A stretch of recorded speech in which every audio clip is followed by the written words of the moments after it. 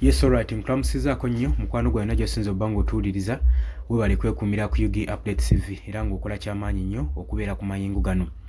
Kakati nno walabiseewo obutakkaanya wakati wa Felix Tshisekedi ssaako ne gavumenti ya Uganda era si birungi eri Mwami Yoweri Kaguta Museveni ssaako ne Muhoozi Kainerugaba. Lwaki njogera bwentyo?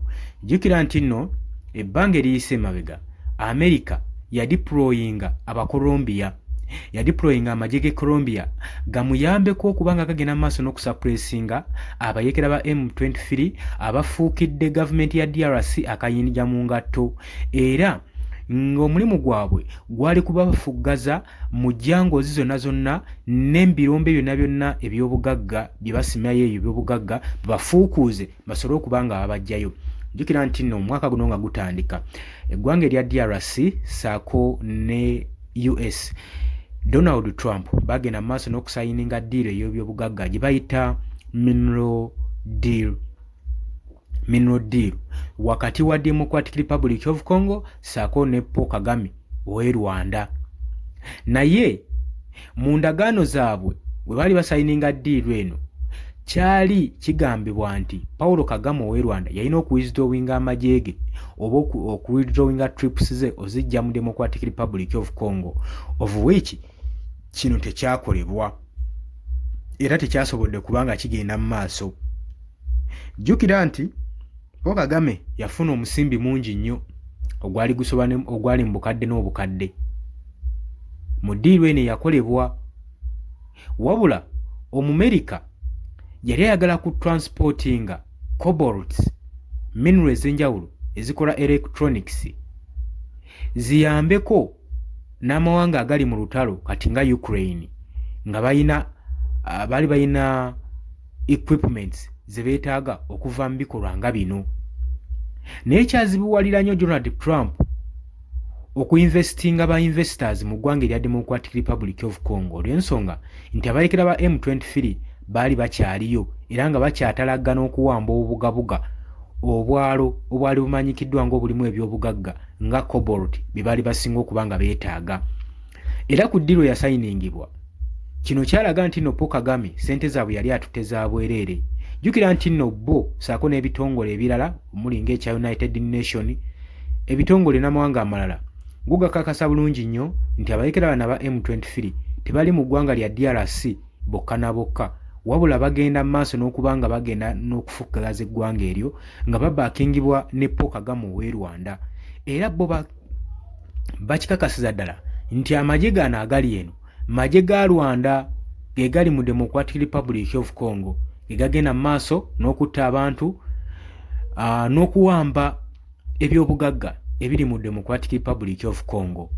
Wabula oluvannyuma lwa Trump okunyiiga ennyo ng'amaze okukoowoola Paul Kagame ow'e Rwanda amere nga awithdrawinga amagye ge okuva mu DRC n'agaana, ne jjuzi wabadde omulwadde yasinziddeyo n'agamba ntamanyi era takakasa, bino byabadde ebigambo bya Paul Kagame nti tamanyi nti era takakasa nti ebigambo bye baayogera nga basayininga ddiiro eyo binaayimirira okumala akaseera akawanvu.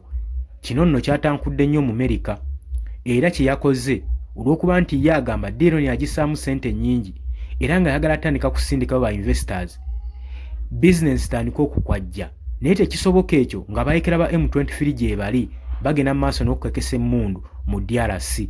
Kye yakoze kwe kupangisa ba mercenaries Abacolombia bagende maaso n'okubanga bagasimbagana n'abajaasi bano oba n'abayekera bano aba M23.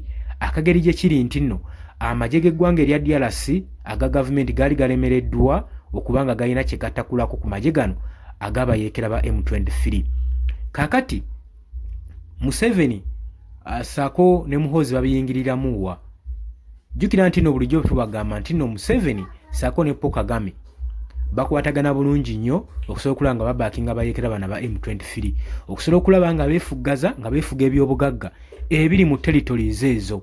Ekyo bulijjo tukibanokaanya naye nga temugezaako kiraba. Kakati Museveni ne mutabani we bali bagadde borders ezisinga nga bali cooperation yaabwe sujja nga bagenda maaso n'okulwanyisa abayekera ba ADF abagenze maaso n'okubanga bayeekera gavumenti ya DRC sako ne gavumenti ya Uganda. Kakati bali ba gundi borders zino border post zali ziggaddwa ngera ne commerce trades tezikyagenda mu maaso nazikalingibwa mu ggwanga eryo. Naye wabula gye buvuddeko twalaba nga General Muhoozi Kainerugaba Chief of Defence Force wa Uganda avaayo ng'alangirira ng'agamba alagidde buli boda yonna yonna etambuza ebyamaguzi okuva ku boda eya Uganda sako ne mu DRC ziggulwewo. Wabula kino baakikoze oluvannyuma lw'Omumerika ng'amaze okusindika Abakolombia mu DRC. Kakati jjukira nti nabayeekera ba M23 ate tebalina we bayinza kutolokera territories ezisinga exit baadde bazisazeeko kati ng'alina baggulira borders ezimu eiza bafulume abayeekera bano bagambibwa nti no batabani ba Paul Kagame bafulume nga bayitira mu Uganda nga beeyongerayo paka ewaabwe mu Kigali Rwanda. Kino nno kyanyiziza nnyo Felix Sekidi era n'agamba nti no muyinza mutya okola ekintu ng'ekyo nga temututegeezezza kubanga kivoola ebyokwerinda by'eggwanga ebya DRC kubanga bo badde bakimanyi boda zino nsibe bagende mu maaso nga basindiikiriza omulabe paka ku nsonda ebayinza omukwatira.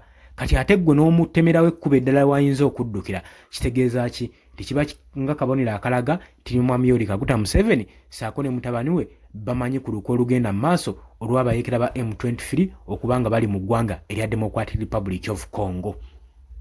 Kakati Felix Sekidi agamba beetaaga bonna ababadde mabega wa kino badiplomatiki bonna abanayuganda ababadde mabega w'ekikolwa nga kino beetaaga okukwatibwa.